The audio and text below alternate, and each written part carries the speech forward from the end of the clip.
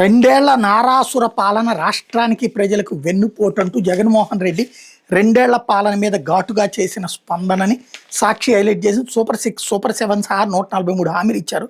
చంద్రబాబు ఈ హామీలన్నీ ఏమయ్యాయని ప్రజలు అడుగుతున్నారు. రైతులు, మహిళలు, యువత, విద్యార్థులు ప్రతి కుటుంబాన్ని మోసం చేశారు. చెప్పిన మాటలకు చేసిన పనులకి ఏమాత్రం పొంతం లేదు. ప్రతి క్షణం మోసం, దగా, స్కాములమయం.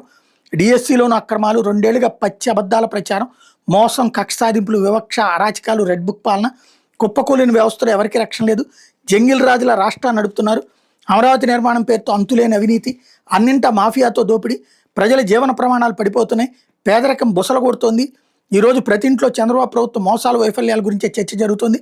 ప్రజా వ్యతిరేకతకు అద్దం పట్టినటువంటి వైఎస్ఆర్సీపీ నిరసన ర్యాలీలు, పాల్గొన్న ప్రతి నాయకుడికి, ప్రతి కార్యకర్తకు, యువతకు, ప్రజలకు హృదయపూర్వక అభినందనలు. ప్రజలు ప్రతి హామీని గుర్తుపెట్టుకుని ప్రతి మోసాన్ని లెక్క పెడుతున్నారు. నారాసుర పాలనకు వ్యతిరేకంగా ప్రజల తరపున మా పోరాటం ఆగదంటూ ప్రకటించారు. 2 ఏళ్ల క్రితం చంద్రబాబు 143 హామీలు ఇచ్చారు.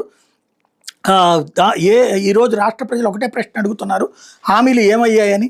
రైతులకు ఇస్తానన్నటువంటి మోసం చేశారు, మహిళలను మోసం చేశారు, యువతను మోసం చేశారు, విద్యార్థులు మోసం చేశారు, చివరికి ప్రతి కుటుంబాన్ని మోసం చేశారు.